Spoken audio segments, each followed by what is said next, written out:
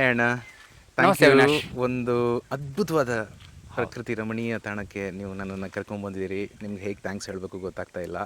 ಇದನ್ನು ನಾವೊಂದು ವಿಡಿಯೋ ಮಾಡಿದರೆ ಇನ್ನೂ ಚಂದ. ಓಕೆ, ಈ ಪರಿಸರವನ್ನು ನೀವೇ ನಮಗೆ ಪರಿಚಯ ಮಾಡಿಕೊಡಿ. ನಾನು ಯಾವಾಗಲೂ ಆಗಾಗ ಬರುವಂಥ ಒಂದು ಪ್ರದೇಶ ಇದು. ನನಗೆ ಖಾಲಿ ಸಮಯ ಸಿಕ್ಕಿದಾಗ ನಾನು ಇಂಥ ಒಂದು ಅದ್ಭುತವಾದ ಪ್ರದೇಶಕ್ಕೆ ಬರಲಿಕ್ಕೆ ಇಷ್ಟಪಡ್ತೇನೆ. ಅಂದರೆ ನನಗೆ ಹಸಿರು ಅಂದರೆ ತುಂಬ ಇಷ್ಟ. ಆ ಉದ್ದೇಶದಿಂದ ಆಚೀಚೆ ಹೋಗುವಾಗಲೇ ನಾನು ದಟ್ಟ ಕಾಡುಗಳಿದ್ರೆ ನಿಲ್ಲಿಸೋದು, ಒಳಗೆ ಹೋಗುವುದು ಮಾಡ್ತಾ ಇರ್ತೇನೆ. ಅಂಥ ಸಂದರ್ಭ ಇದು ನನಗೆ ಕಣ್ಣಿಗೆ ಬಿತ್ತು. ಇದು ತುಂಬ ಒಂದು 10-20 ವರ್ಷದ ಹಿಂದಿನಿಂದಲೇ ಬರ್ತಾ ಇರುವಂಥ ಜಾಗ. ಇಡೀ ಪರಿಸರವನ್ನು ನೋಡ್ಕೊಳ್ಳಿ ಒಮ್ಮೆ, ಎಂಥ ಒಂದು ಹಸಿರಿನಿಂದ ಕೂಡಿದೆ. ಈಗ ಒಳಗೆ ಹೋಗ್ತಾ ಹೋಗ್ತಾ ನಮಗೆಲ್ಲ ಕಾಣುತ್ತೆ. ಈಗ ಹಾಗೆ ಇಲ್ಲೊಂದು ಕಡೆ ನೋಡಿ, ಈ ಜಾಗವನ್ನು ನೋಡಿ, ಇದು ಗೋಳಿ ಮರ ಅಥವಾ ನಾವು ಆಲದ ಮರ ಅಂತ ಕರಿತೀವಿ. ಈಗ ಸಣ್ಣ ಮರ ಇದು ಎಷ್ಟು ಚಂದ ಬಳ್ಳಿ ಇಳಿದಿದೆ ನೋಡಿ. ಇದು ಹೀಗೆ ಬಿಟ್ಟರೆ 1 ಎಕರೆಗೂ ಆವರಿಸ್ಕೊಳ್ಳುವಂಥ ಒಂದು ವೃಕ್ಷ ಇದು. ಓಕೆ, ಹಾಗೆ ಇಲ್ಲಿ ಮುಂದೆ ನೋಡ್ತಾ ಹೋಗೋಣ, ಎಷ್ಟು ಪ್ರಭೇದದ ಮರಗಳು ಇಲ್ಲಿ ಕಾಣಲಿಕ್ಕೆ ಸಿಗ್ತವೆ, ಎಷ್ಟು ಜಾತಿಯ ಸಸ್ಯಗಳು ಇಲ್ಲಿವೆ ಅನ್ನೋದು ನಮಗೆ ಅದನ್ನು ಕೌಂಟ್ ಮಾಡಲಿಕ್ಕೆ ಸಾಕಷ್ಟು ದಿನ ಬೇಕು. ನೋಡಿ, ಇದೆಲ್ಲ ಸಸ್ಯಗಳನ್ನು ನೋಡಿ, ಇದು ಇಲ್ಲಿದೆ ನೋಡಿ, ಇದೆಲ್ಲ ಇದರಲ್ಲಿ ಕಾಯಾಗಿದೆ. ಇದರ ಹೆಸರು ನನಗೆ ಗೊತ್ತಿಲ್ಲ, ನಾನು ಮತ್ತೆ ನಿಮಗೆ ಇದರಲ್ಲಿ ವಿಡಿಯೋದಲ್ಲಿ ತಿಳಿಸ್ತೇನೆ. ನೋಡಿ, ಇದೆಲ್ಲ ಆಯುರ್ವೇದಿಕ್ ಗುಣ ಇರುವಂಥ ಸಸ್ಯಗಳು, ನಾಗಬನಗಳಲ್ಲೆಲ್ಲ ಹೆಚ್ಚಾಗಿರುವಂಥ ಸಸ್ಯಗಳು. ಇದೊಂದು ರೀತಿಯ ಬನವೇ ಇದು. ಬಹುಶಃ ಇದು ಯಾವುದೋ ಕಾರಣಕ್ಕೆ ಬಹಳಷ್ಟು ವರ್ಷಗಳಿಂದ ಯಾರೂ ಮುಟ್ಟದೆ ಸಮೃದ್ಧವಾಗಿ ಬೆಳೆದು ನಿಂತಿದೆ. ಹಾಗೆ ಮುಂದೆ ಹೋಗೋಣ. ಅಣ್ಣ, ಒಂದು ಪ್ರಶ್ನೆ. ಈಗ ಎಷ್ಟು ವರ್ಷಗಳಿಂದ ಈ ಮರಗಳು ಜೊತೆಯಾಗಿ ಬೆಳೆದು ನಿಂತಿದ್ದಾವೆ? ಇವುಗಳ ಮಧ್ಯೆ ಸಂವಹನ ಏನಾದರೂ ಇರುತ್ತಾ? ಖಂಡಿತ ವಿನಾಶ್, ಒಳ್ಳೆ ಪ್ರಶ್ನೆ ಇದು. ಪ್ರತಿಯೊಂದು ಮರಕ್ಕೂ ಸಸ್ಯಕ್ಕೂ ಇಲ್ಲಿ ಸಂಬಂಧ ಇದೆ. ಒಂದಕ್ಕೊಂದು ಸಂವಹನ ಮಾಡುವಂಥದ್ದು ಎಲ್ಲ ಜೀವನ ಕ್ರಮ ಇಲ್ಲಿ ನಡೆಯುತ್ತೆ. ಅದಕ್ಕೊಂದು ಉದಾಹರಣೆ ಹೇಳಬೇಕಾದ್ರೆ, ಈ ಕಾಡುಗಳಲ್ಲಿ ದೊಡ್ಡ ದೊಡ್ಡ ಮರಗಳನ್ನು ಜಿರಾಫೆಗಳು, ಆನೆಗಳು ಅಥವಾ ಬೇರೆ ಪ್ರಾಣಿಗಳು ಬಂದು ಅದನ್ನು ತಿನ್ನೋದು, ಅದನ್ನು ಮುರಿಯೋದು, ಆ ರೀತಿ ಮಾಡಿದಾಗ ಅದಕ್ಕೆ ಅಂಥ ಒಂದು ಸಮಸ್ಯೆಗೆ ಸಿಲುಕಿದ್ದ ಮರ ತಕ್ಷಣ ತನ್ನ ಸಮೀಪದ ಎಲ್ಲ ಮರಗಳಿಗೆ ಸಂಜ್ಞೆಯನ್ನು ಕಳಿಸುತ್ತೆ ಅಂತೆ, ಅಪಾಯ ಸೂಚಕ ಸಂಜ್ಞೆಯನ್ನು ಕಳಿಸುತ್ತೆ. ಆ ನಂತರ ತಕ್ಷಣ ಇತರ ಮರಗಳು ಏನು ಮಾಡ್ತಾವಂದರೆ, ಅವುಗಳು ತಕ್ಷಣಕ್ಕೆ ತಮ್ಮಲ್ಲಿ ಒಂದು ವಿಷದ ರೀತಿಯ ರಾಸಾಯನಿಕವನ್ನು ಉತ್ಪತ್ತಿ ಮಾಡಿ ಮತ್ತೆ ತಮ್ಮಲ್ಲಿ ಬರುವಂಥ ಪ್ರಾಣಿಗಳನ್ನು ಹಿಮ್ಮೆಟ್ತವೆ ಅಂತ ನಾನು ಒಂದು ಕಡೆ ಓದಿದ ನೆನಪು. ಅಷ್ಟು ಮಾತ್ರ ಅಲ್ಲದೆ ಆ ಮರಗಳು ಇತರ ಸಸ್ಯಗಳನ್ನು ಪೋಷಣೆ ಅವುಗಳ ಬುಡದಲ್ಲಿರುವಂಥ ಇತರ ಸಸ್ಯಗಳನ್ನು ಪೋಷಣೆ ಮಾಡುವಂಥ ಒಂದು ವ್ಯವಸ್ಥೆಯನ್ನು ಅವುಗಳು ಮಾಡ್ತಾ ಇರ್ತವೆ. ಆ ಎಲ್ಲ ಪ್ರಕ್ರಿಯೆಯನ್ನು ಭೂಮಿಯ ಅಡಿಯ ಮೂಲಕ ಅದು ನಡೆಯುತ್ತೆ, ಶಿಲೀಂಧ್ರಗಳ ಮೂಲಕ ನಡೆಯುತ್ತೆ ಅಂತೆ. ಒಂದು ಆಶ್ಚರ್ಯ ಸಂಗತಿ ಇದು. ಇಡೀ ಎಲ್ಲ ಈಗ ಭೂಮಿಯ ಅಡಿಯಲ್ಲಿ ಒಂದು ಜೀವಜಾಲ ಹರಡಿಕೊಂಡಿದೆ. ಅದನ್ನು ನಾವು ಹೆಚ್ಚಾಗಿ ಗಮನಿಸೋದಿಲ್ಲ. ಅದನ್ನು ನಾವು ತಿಳಿತಾ ನಮಗೆ ಈ ಮರಗಳೆಲ್ಲ ಜೀವಂತ ಇವೆ ಅನ್ನೋದು ಅರ್ಥ ಆಗ್ತದೆ.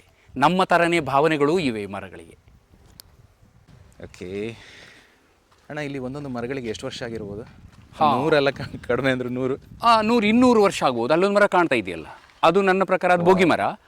ಅದು 200 ವರ್ಷಕ್ಕೂ ಮೇಲ್ಪಟ್ಟ ಮರ ಅಂತ ಕಾಣ್ತದೆ, ಅಷ್ಟು ವಯಸ್ಸಾಗಿದೆ ಅದಕ್ಕೆ. ಸೂಪರ್. ಇಲ್ಲೊಂದಿದೆ ನೋಡಿ. ಹೌದು, ನನಗೆ ಇದೇ ನಿಮ್ಮ ಒಂದು ವಿಡಿಯೋ ಇತ್ತಲ್ವ, ಅದು ಇದೇ ಮರದ? ಹೌದು. ಈ ಪರಿಸರದ ಬಗ್ಗೆ, ಹುತ್ತಗಳ ಬಗ್ಗೆ ನಾನೊಂದು ವಿಡಿಯೋ ಮಾಡಿದ್ದೆ. ನನ್ನ ಯೂಟ್ಯೂಬಲ್ಲಿ ಅದರ ಬಗ್ಗೆ ಮಾಹಿತಿ ಇದೆ. ಅಂದರೆ ಹುತ್ತಗಳು ಏನು ಕೆಲಸ ಮಾಡ್ತವೆ ಪ್ರಕೃತಿಯಲ್ಲಿ ಅನ್ನೋದ್ರ ಬಗ್ಗೆ ನಾನೊಂದು ವಿಡಿಯೋ ಮಾಡಿದ್ದೆ.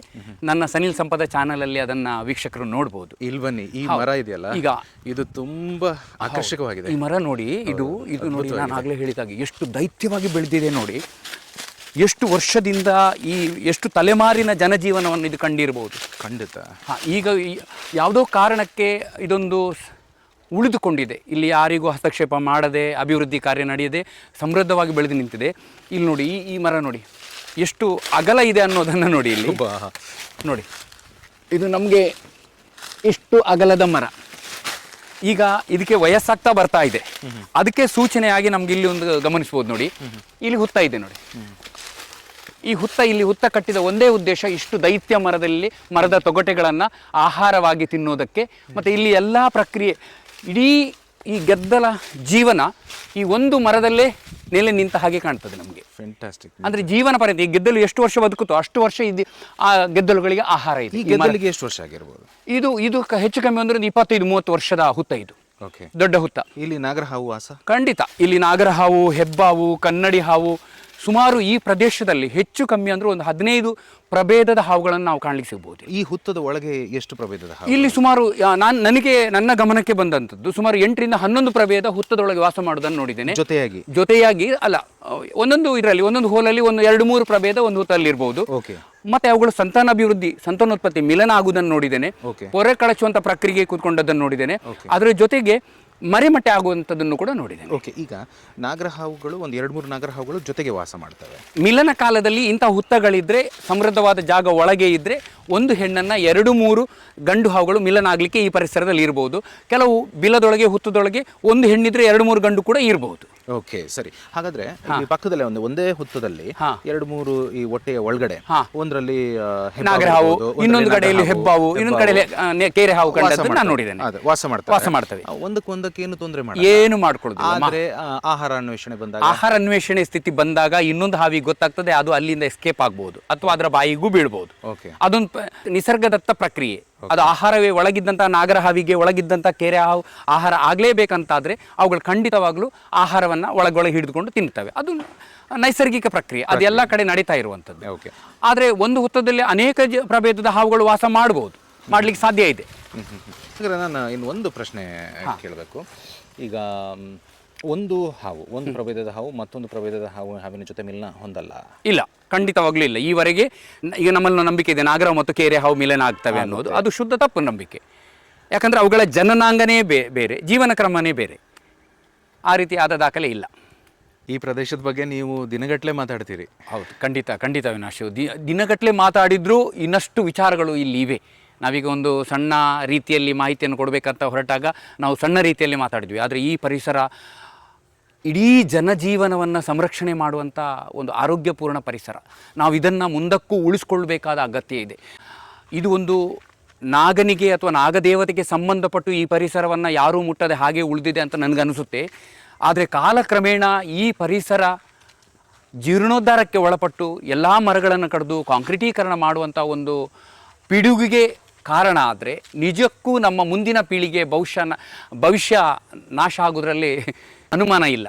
ಹಾಗಾಗಿ ಈ ಪರಿಸರವನ್ನು ಯಥಾಸ್ಥಿತಿಯಲ್ಲಿ ಉಳಿಸ್ಕೊಳ್ಳುವುದು, ಯಾವ ಆಚರಣೆಗಳಿಗೆ ಒಳಪಡದೆ ಈ ಪರಿಸರವನ್ನು, ಆ ಹುತ್ತಗಳು, ಆ ಮರಗಳು, ಅಷ್ಟು ಆಯುರ್ವೇದಿಕ್ ಗುಣ ಇರುವಂಥ ಸಸ್ಯರಾಶಿಗಳು ಇಲ್ಲೆಲ್ಲ ಕಾಣಲಿಕ್ಕೆ ಸಿಗ್ತವೆ.